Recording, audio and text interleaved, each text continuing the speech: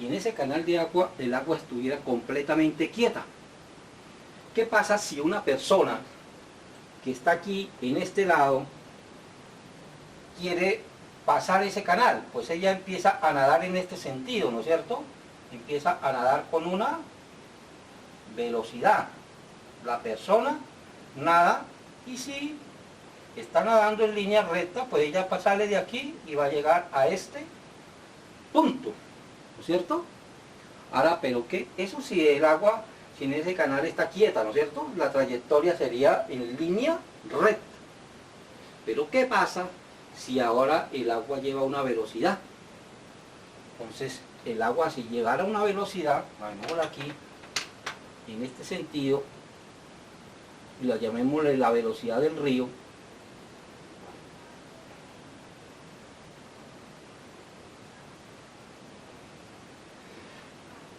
¿qué pasa si la persona empieza a nadar en este sentido? Pues por experiencia ustedes se dan cuenta que la persona no va a llegar a este lado, ¿no es cierto? Por más fuerza que tenga, por más empeño que tenga, la persona va a llegar es por aquí. ¿Y por qué va a llegar por allá? Porque se están componiendo dos velocidades para obtener una velocidad resultante. Es decir, que verdaderamente es como si la persona estuviera nadando hacia allá. Y esa sería la velocidad resultante. Mire que la velocidad de la persona más la velocidad del río me va a dar la velocidad resultante. ¿Y qué pasa? Es como si la persona estuviera nadando y por eso va a llegar hasta este punto. Lo mismo va a pasar aquí con esta situación. Yo tengo, en cualquier momento, tengo una velocidad y tengo una posición, la posición está cambiando. Siempre va a tener dos componentes. Pero yo, este movimiento, lo puedo estudiar como si fuera un movimiento en Y y un movimiento en X por separado, que al final los integro. Es decir, que yo este movimiento lo puedo hacer, el movimiento parabólico, lo puedo estudiar como la suma de dos movimientos. Es decir, como si se estuviera moviendo en X y se estuviera moviendo en Y por separado, y luego los integro y me da la posición resultante. ¿Sí? Como si estuviera moviendo en X, como si se estuviera moviendo en Y, pero al final tengo la resultante. Lo estudio como la suma de dos movimientos, uno en X y un movimiento en Y. Un movimiento en X que tiene una posición X y una posición Y. Un movimiento en X que tiene una velocidad en X y una velocidad en Y. Pero que solamente tiene una aceleración. ¿Por qué solamente tiene una aceleración? Por lo que le decía ahorita. Porque solamente está actuando una fuerza en este sentido, que es la fuerza debida a la gravedad, que nosotros hemos llamado el peso. Por lo tanto, él se va a acelerar. Si hubiera aire en este sentido a favor o en contra, ya no sería movimiento parabólico, porque va a haber aceleración en X. ¿Ya? Entonces sería un movimiento así todo muy diferente a una parábola. ¿Listo? Dependiendo de la aceleración, pues tocaría otro tipo de gráfico. Bueno, entonces podemos estudiar este movimiento como la suma de dos movimientos, uno en X como uno en Y. Fíjense que aquí no hay fuerza en X, por lo tanto no hay aceleración. Entonces en X vamos a tener un movimiento rectilíneo uniforme. Lo que quiere decir que la velocidad en X va a permanecer constante. Lo que quiere decir que la aceleración en X no existe.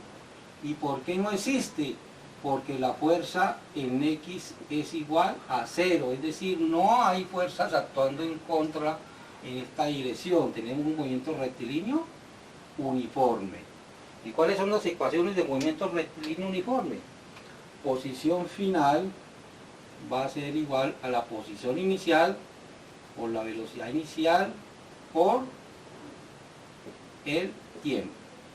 O sea, la posición en X la posición en X aquí, aquí, aquí, aquí, hasta el final, va a ser igual a la velocidad inicial en X, que viene teniendo con esta velocidad inicial, tendrá una velocidad inicial en X, tendrá una velocidad inicial en Y.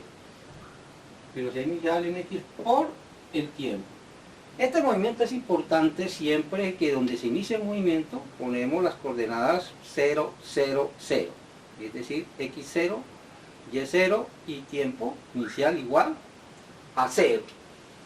Esta sería la ecuación para el movimiento en X, que es movimiento rectilíneo uniforme. Recuerde que el movimiento rectilíneo uniforme solamente tenemos esa ecuación. Pero en Y, ¿qué tipo de movimiento tenemos? Es un movimiento acelerado, que acabamos de ver. Es un movimiento acelerado en caída libre. ¿Ya? En Y, la velocidad en Y está disminuyendo, aquí se hace 0 y luego empieza a aumentar. Como cuando yo lanzo esto para arriba. Está disminuyendo la velocidad y luego empieza a aumentar. La velocidad aquí es positiva y luego se vuelve negativa. Entonces en Y vamos a tener nosotros un movimiento en caída libre. Y ustedes ya saben cuáles son las ecuaciones de caída libre. Que la Y final, o sea la posición en Y en cualquier momento, la posición en Y aquí, aquí o en cualquier momento va a ser igual a la velocidad inicial, pero en Y, que estamos hablando de Y, por el tiempo menos un medio de la gravedad por el tiempo a la 2. ¿Listo? Y la velocidad también está cambiando. La velocidad final en Y, mire que la velocidad en X no cambia, ¿no? La velocidad en X es constante. Es con la misma que sale, es la misma que tiene aquí, y es la misma que tiene aquí, y es la misma con que llega. La velocidad en X no cambia. Pero la velocidad final en Y sí está cambiando.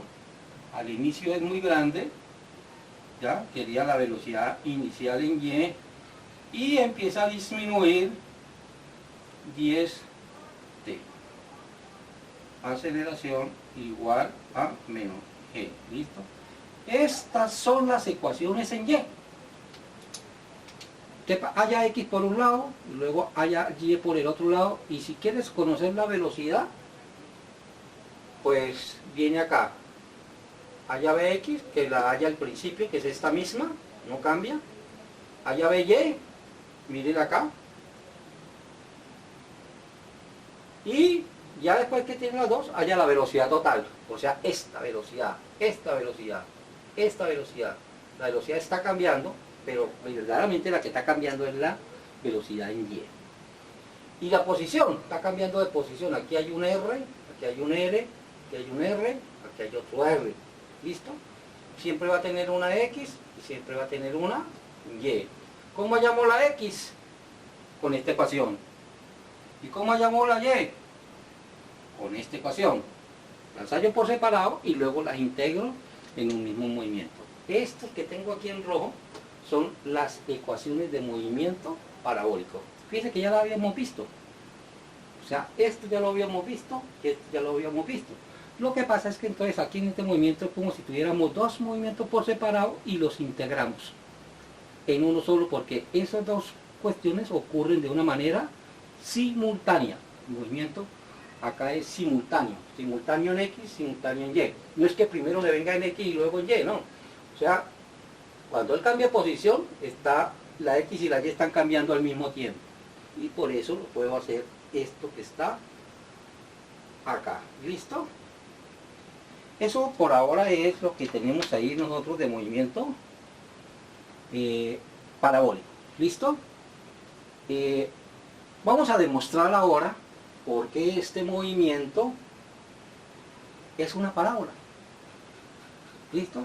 Es decir, si yo debo tener una ecuación de X contra Y, o Y contra X, y demostrar que esa es la ecuación de una parábola. Eso se hace de una manera bastante sencilla. Voy a borrar acá. En resumen, el movimiento parabólico se puede estudiar como la suma de dos movimientos que se integran con estas dos ecuaciones. Recuerde que usted aquí puede hallar la magnitud de B o la magnitud sea, en forma polar va a ser igual a bx al cuadrado más by elevado al cuadrado, y puede hallar la magnitud de r como x al cuadrado más y al cuadrado. ¿Listo? Y en cualquier momento usted puede hallar este ángulo y este ángulo con la función tangente. Eso que vimos allá sobre vectores, pasar de coordenadas polares a componentes rectangulares, lo vamos a aplicar acá. ¿Listo?